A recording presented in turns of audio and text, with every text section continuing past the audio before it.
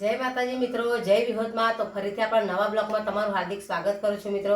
तो અત્યારની જનરેશનમાં નાનાથી માંડીને કે મોટા સુધી મોટાપાની સમસ્યા બહુ રહેતી હોય છે। જો તમે નાનું બાળક હોય ને તો પણ શરીરમાં બહુ વધતું હોય છે કે નાની ઉંમરમાં એનું શરીર આટલું છે તો મોટા જતાં એનું શરીર કેટલું થઈ ગયા। અને અત્યારે લોકો નાનામાંથી મોટા શરીરના ફેક્સથી જો હેરાન પરેશાન થઈ ગયા, ઘણી બધી દવા કરાવી હોય, ઘણા બધા ડૉક્ટરની પણ એ લોકોએ સલાહ લીધી હોય કે એક્સરસાઇઝ કરવા જતા હોય, જીમ જતા હોય તો એમનું શરીર ના ઉતરી હોય અને મોટાપાને લઈને હેરાન પરેશાન થઈ ગયા હોય। તો આજે હું તમારા માટે મસ્ત વિડીયો લઈને આવી છું। માત્ર તમે એક જ ચમચી જો એનો ઇસ્તેમાલ કરી લીધો ને તો 3 જ દિવસમાં તમારો ગમે એવો મોટાપો હશે ને એ પણ રાગે રાગે ઉતરવા મળશે અને જે તમારું ગોરી જેવું પેટ હશે ને એ માત્ર હલકું ફૂલ થઈ જશે ને તમને કપડાં પહેરવામાં પણ તકલીફ નહીં પડે। તમારે અત્યારે જો મોટાપાનો સમસ્યા હોય ને જો ઉંમર 40-50 વર્ષની હોય અને એમને ઘણો બધો મોટાપો આવી ગયો તો ચાલવામાં પણ તકલીફ થતી હોય, લાકડીનો સહારો લેવો પડતો હોય, તો આજે આપણે મસ્ત એક રેમેડી બનાવવાની છે, એવો પાવડર બનાવવાનો છે કે આ બધી જ વસ્તુ ઘરમાં રહેલી છે, તમારે કંઈ બહારથી લાવવાની જરૂર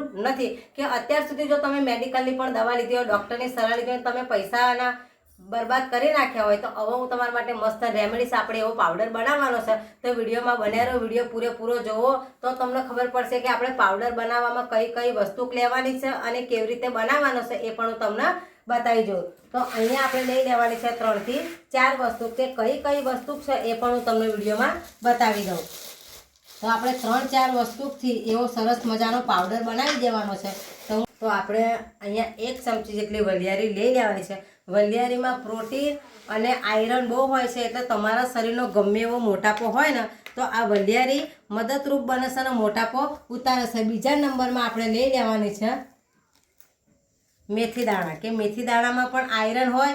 મેથી દાણા પણ જે તમારા ચરબીના ફેક્સ હોય ને એના ઉતારવામાં મદદરૂપ બને છે। તો આપણે 1 ચમચી વલિયારીને 1 ચમચી મેથી દાણા લીધા। હવે શું લેવાનું છે એ પણ હું તમને વિડીયોમાં બતાવી દઉં કે આપણે લઈ લીધી છે 1 ચમચી જીરું, કે આપણે આ જીરું પણ છે, અમુક લોકો જો શરીર વધારે હોય અને એમનું પેટ મોટું હોય ને તો જીરું પાણીમાં ઉકાળીને પીવે છે, એના કારણે પણ શરીર એમનું ઓછું થઈ જતું હોય, ચરબી ઓગળતી હોય છે। તો આપણે વલિયારી, મેથી દાણા, જીરું લીધું। હજુ એક વસ્તુ લેવાની છે તો તમારે શું કરવાનું, મેં આપણે વલિયારી લીધી છે, મેથી દાણા અને જીરું 1-1 ચમચી લીધું છે, પણ આપણે અજમાની જે ક્વોલિટી છે એ ઓછી લેવાની છે, કારણ કે અજમો ગરમ છે ને એટલે આપણે ઓછા માત્રામાં લઈ લેવાની। એટલે આ ચમચી 3 વસ્તુ કે 1-1 ચમચી લીધી છે, પણ અજમો તમારે અડધી ચમચી જેટલો લઈ લેવાનો છે। હવે તમારે બીજું શું લેવાનું છે એ પણ હું તમને વિડીયોમાં બતાવી દઉં કે આપણે આ લઈ લીધા છે કાળા મરીનો પાવડર, કે આ બધી 3 વસ્તુ કે આપણે 1-1 ચમચી લીધી છે, અડધી ચમચી એનાથી પણ થોડુંક લેવાનો છે આપણે કાળા મરીનો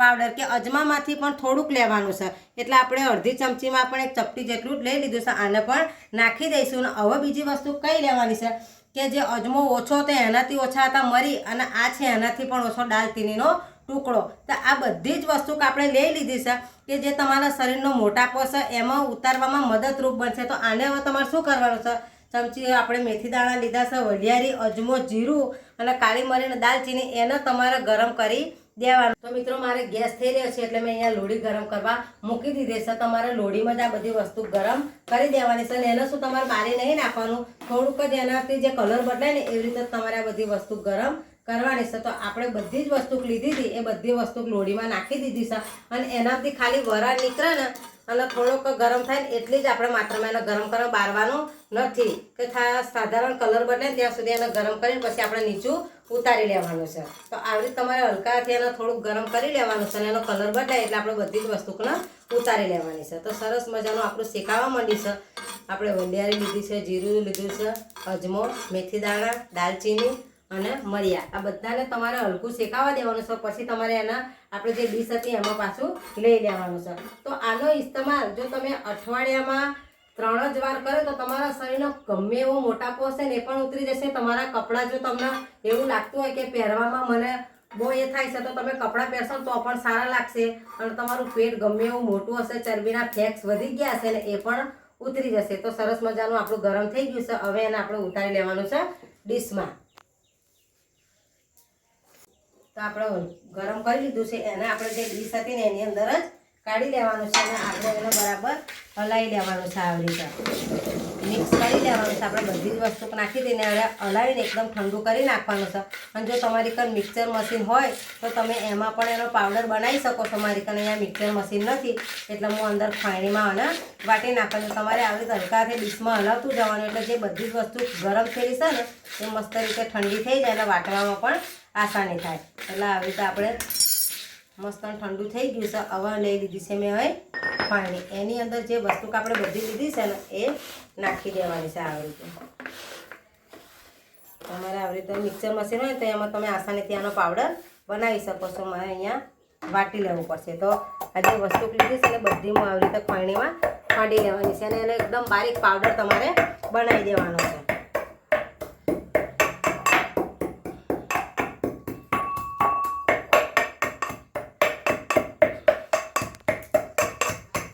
તો સરસ મજાનું આપણું વટાઈ ગયું છે. હવે અને આનો ઇસ્તેમાલ તમારે કેવી રીતે કરવાનો છે એ પણ હું તમને વિડીયોમાં બતાવી દઉં કે આજે આપણે પાવડર બનાવ્યો છે. પાવડરનો તમારે કેવી રીતે લેવાનો છે અને આનો ઇસ્તેમાલ કેટલા ટાઈમ કરવાનો છે ને કયા ટાઈમે તમારે લેવાનું છે એ પણ હું તમને વિડીયોમાં બતાવી દઉં. પણ તમે કયા ગામથી કયા શહેરથી મારો વિડીયો જુઓ છો એ પણ કોમેન્ટમાં લખી જાઓ. આગલા વિડીયોમાં હું તમને થેન્ક યુ બોલી શકું અને તમે વિડીયો મારા જુઓ છો અને મને સપોર્ટ કરો છો એ બદલ તમારો દિલથી આભાર. અને તમે કોમેન્ટ પણ સારી કરો છો એ બદલ પણ તમારો દિલથી આભાર. તો સરસ મજાનું આપણું અહીંયા વટાઈ ગયું છે એને લઈ લેવાનું છે. આપણે આવી રીતે ફરીથી આ ડીશમાં કાઢી લેવાનું છે. જોઈ લો આપણે સરસ એને કૂટી લીધું છે. અને આને તમારે ઇસ્તેમાલ કેવી રીતે કરવાનો છો કે તમે સવારમાં વહેલા મોર્નિંગમાં ઉઠો છો તો તમારે પાણી પીવાનું. તમે પાણી પીશો તો તમારા ચહેરા પર જે ખીલ હશે, જે મોઢા પર તમને ગંદકી થઈ રહેતી હશે, મોઢું તમારું ચીપચીપું રહેતું હોય અને જો તમારો મોટાપો બહુ હોય તો તમે જો પાણી પીવો ને સાદું પાણી પણ તમે સવારમાં મોર્નિંગમાં પીશો એ પણ તમારા શરીર માટે હેલ્ધી છે. અને આને કેવી રીતે પીવાનું છે કે તમે સવારમાં નાસ્તો કરો છો, સવારમાં નાસ્તો કરીને એનો અડધો કલાક પછી નાસ્તો કરી લો. અડધો કલાક પછી તમારે ગુનગુનું 1 ગ્લાસ પાણી લઈ લેવાનું અને એના અંદર તમારે આટલાક માત્રામાં 1 ગ્લાસ પાણી ગુનગુનામાં આટલો ચમચી પાવડર નાખી દેવાનો અને એને પી જવાનો. જો બપોરે તમે જમવા બેસો તો પણ તમે બપોરે જમવા બેસો ને તો પણ ખાધા પછી તમારે અડધો કલાક થાય ને એટલે ફરીથી તમારે જેટલું સવારમાં તમે લીધું હતું એટલું જ અડધી જ ચમચી તમારે ગુનગુના પાણીમાં લેવાનું છે. અને રાત્રે તમે સૂવો છો જમીને અને જમ્યા પછી તમારે અડધો કલાક થાય તાણે જ આ પાવડર તમારે અડધી ચમચી ગરમ ગુનગુના પાણીમાં લેવાનો છે. આવું તમે જો અઠવાડિયામાં 3 જ દિવસ પીધું ને તો તમારા શરીરનો ગમે એવો મોટાપો હશે ને, ચરબીના ફેક્સ વધી ગયા હશે ને, તમને હલનચલન ના થતી એમાં પણ તમને રાહત મળશે. તમારું પેટ તો જેવું ગોરી જેવું હશે ને તો સટાકાની જેમ તમારું પેટ એકદમ પાતળું થઈ જશે, મસ્ત તમારું ફૂલ જેવું શરીર થઈ જશે અને તમને ચાલવા બેસવામાં પણ તમને ફરક પડી જશે. તો આ પાવડરનો ઇસ્તેમાલ જો તમારે વધારે માત્રામાં આને બનાવી અને સ્ટોક કરવો હોય અને તમારે એને મૂકી રાખવો હોય તો તમારે આ બધી જ વસ્તુને વધારે માત્રામાં લઈ લેવાની છે. અહીંયા મારે 3-4 દિવસ થાય એટલું જ મેં અત્યારે બનાવ્યું હતું અને જો વધારે માત્રામાં લેવું હોય તો તમે બધી જ વસ્તુ વધારે માત્રામાં લઈ શકો છો. તો આ પાવડર બનાવી અને તમે અઠવાડિયું 10 દિવસ પીશો ને આ કીધું એ પ્રમાણે કે જમ્યા પછી અડધો કલાક થાય તાણે લેવાનું, નાસ્તા પછી અડધો કલાક થાય, જમ્યા પછી તમારે અડધો કલાકનો એનામાં અંતર રાખવાનો છે. પડી ગુનગુના પાણીમાં આ તમારે અડધી ચમચી પાવડર નાખીને પી જવાનો છે. તો આ રીતે આ પાવડર તમે રેગ્યુલર પીશો ને તો તમારા ગમે એવી પેટમાં સમસ્યા હશે, જે ઓતેડામાં કચરો ભરેલો હશે એ બધો જ મળ દ્વારા બહાર નીકળી જશે. તમારું શરીર ધીરે ધીરે ઓછું થવા માંડશે, તમારા ચરબીના ફેક્સ પણ ઉતરી જશે. તો આવા જ વિડીયો જોવા માટે મારી ચેનલને સબસ્ક્રાઇબ કરજો, સપોર્ટ કરજો. ફરીથી મળીશું નવા વિડીયો સાથે. ત્યાં સુધી બધાને જય વિહોતમાં. Bye bye.